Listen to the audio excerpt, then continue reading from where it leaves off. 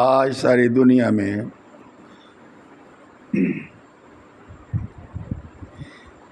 مقبول مغلیہ خانوں کی تاریخ کا آغاز بھی جلال الدین اکبر کے دور سے ہوا، جس کا کچن بھی سب سے نرالا تھا۔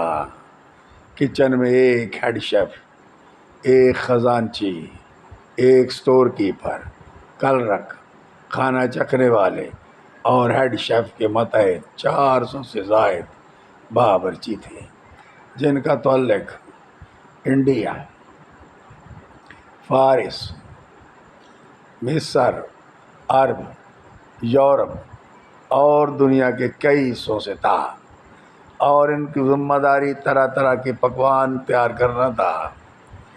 کہتے اکبر کا کھانا خواجہ سرا خانے کی ٹیبل تک لے کر آتے تھے، جن کی قیادت کچن کے شاہی افسران کرتے تھے۔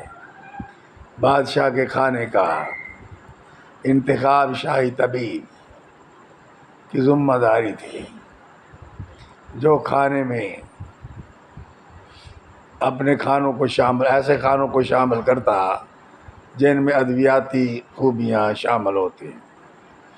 بادشاہ کے لیے بنی بریانی کے چاول کے ہر دانے کو چاندی کے ورق سے لپیٹا جاتا تھا، تاکہ کھانا ہاضمے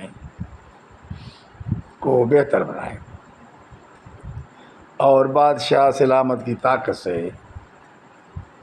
طاقت میں اضافہ کرے۔